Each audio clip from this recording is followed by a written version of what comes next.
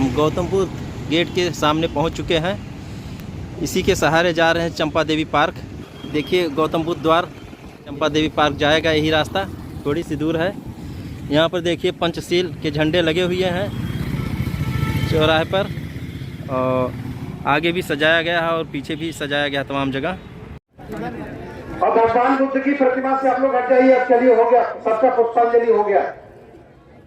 अब कार्यक्रम को आगे बढ़ने दीजिए, नहीं रात 8 बजे तक कार्यक्रम भी नहीं हो पाएगा। और जो जहां पर है वहां खड़ा हो जाएगा।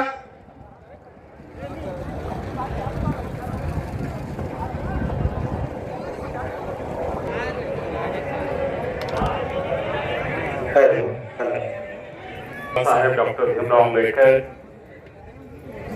आज राष्ट्रीय बौद्ध महासम्मेलन गोरखपुर में आए हुए सभी सम्मानित उपासक उपासिकाओं, आप सभी लोग बौद्ध धर्म की दीक्षा ग्रहण करेंगे, तीसरन पंचशील ग्रहण करेंगे। पहले याचना तो पूज्य भंते जी याचना आप करिए ना, ऊपर चढ़ के आइए। सुमित भंते जी के अनुसार जो है आप सभी उपासक वर्ग जो है क्षमा याचना करेंगे। एक इनको माइक दीजिए, नीचे जो उपासक बैठेंगे इनको सबको सब लोग अपने अपने हाथ जोड़ लें। और हाँ भाई, यूट्यूबर और मीडिया वाले तैयार हो जाए, कवर करिए धर्म दीक्षा को, ठीक है ना। इसका नाम घर वापसी है। सभी लोग याचना करेंगे।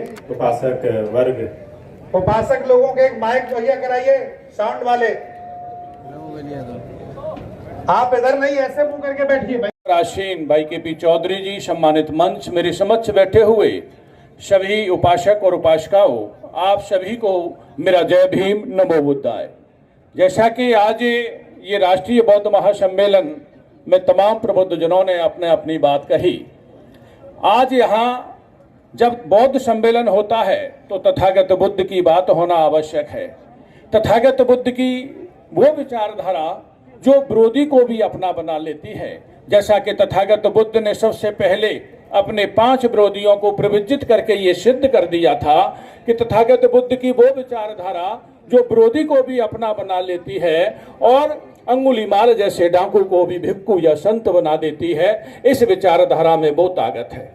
एक तरफ वो विचारधारा जो इंसान से इंसान को बांटती है, भाई से भाई को बांटती है, समाज में नफरत फैलाती है, वहीं तथागत बुद्ध की वो विचारधारा जो देश और दुनिया में इस पृथ्वी ग्रह पर समता, समानता, बंधुत्व, भाईचारा पैदा करके अमन, चैन और सुख शांति और समृद्धि और विकास लाने का काम करती है।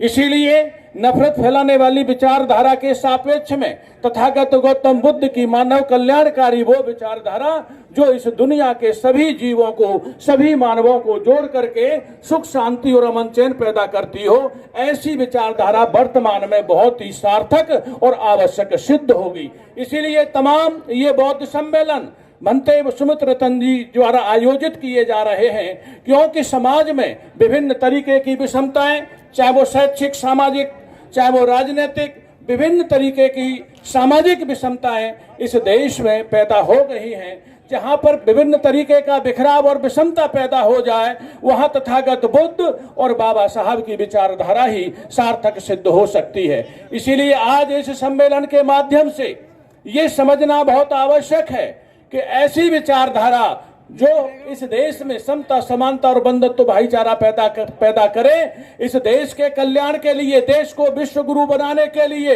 बहुत ही आवश्यक है। और ऐसी विचारधारा को आप लोगों को ऐसे महामानव डॉक्टर भीमराव अम्बेडकर साहब ने, जिनको कोलंबिया विश्वविद्यालय ने, ऑक्सफोर्ड विश्वविद्यालय ने, संयुक्त राष्ट्र संघ ने, जो विश्व की शीर्ष संस्था हैं, उन्होंने सर्वश्रेष्ठ एक विद्वान घोषित किया था।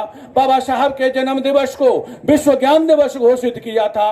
बाबा साहब के जन्म दिवस को विश्व शिक्षा दिवस घोषित किया था। ऐसे महामानव डॉक्टर भीमराव अम्बेडकर साहब ने तथागत बुद्ध की विचारधारा जो जो नागपुर में 10 लाख लोगों के साथ में ग्रहण करके दुनिया के लोगों को ये संकेत, एक संदेश देने का काम किया था कि ये मानव कल्याण के लिए सबसे उत्तम और सर्वोच्च विचारधारा है।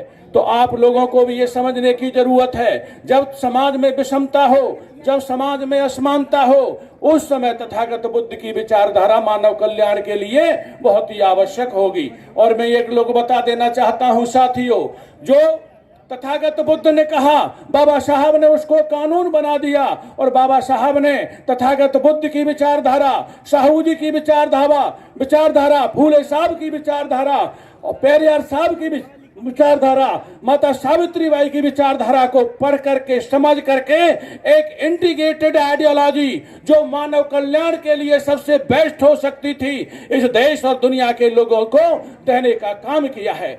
और ऐसे महामानव ने जो दुनिया का सबसे बड़ा विद्वान है, तो हमें ये समझने की जरूरत है कि आज हम बाबा साहब अम्बेडकर से बड़े विद्वान नहीं हैं। जब बड़े विद्वान नहीं हैं तो ये मानने की भी जरूरत है कि जो बाबा साहब ने हमें जो रास्ता दिया है, उसी रास्ते पर चल करके हमारी सारी समस्याओं का समाधान हो सकता है। इसीलिए हमें इस विचारधारा को अडॉप्ट करने की आवश्यकता है।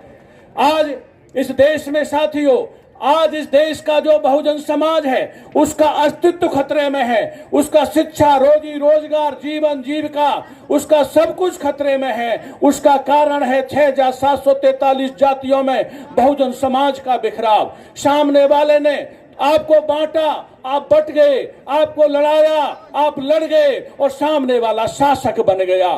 तो हमें क्या करने की जरूरत है? हमें ये करने की जरूरत है कि हमें अपना जो जाति उपजातियों में जो हमारा बिखराव है, जाति की उपजाति छोड़ो और आपस में सब नाता जोड़ो। हमें ये बिखराव समाप्त करके हमें एक भाईचारा बनाना होगा।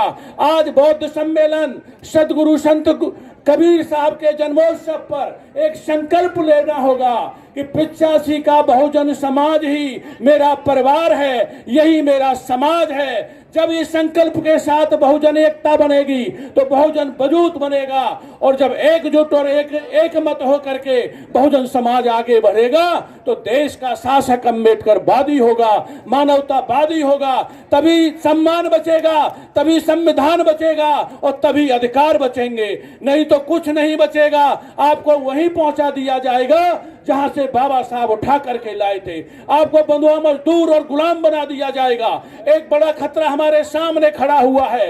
यदि जानवरों में भी एक समझ होती है, जब प्राकृतिक आपदा आती है तो एक दूसरे के शिकारी जीव भी, जैसे बाढ़ आती है तो वो अपने प्राण रक्षा के लिए सब एकत्रित हो जाते हैं, एक स्थान पर बैठ जाते हैं। इंसान और मानव तो सबसे समझदार कौम है, सबसे समझदार जाति है। तो मानव को इस आफत से निपटने के लिए, संकट से उभरने के लिए, अपने पीढ़ियों का अस्तित्व बचाने के लिए एकजुट और एक राय होने की जरूरत है। तो आज के दिन ये संकल्प लेके जाएं कि जात और उपजातियों का बिखराव जो आप भी मानते हो और जो समाज को बांटने का काम करता है, समाज को लड़ाने का काम करता है, वो इस देश का सबसे बड़ा राष्ट्रद्रोही है। और जो भारतीय संविधान के अनुसार काम करता है, व्यवहार करता है और आचरण करता है, वो देश का सबसे बड़ा राष्ट्रभक्त है। तो जो अम्बेडकरवादी है वो देश का सबसे बड़ा राष्ट्रभक्त है।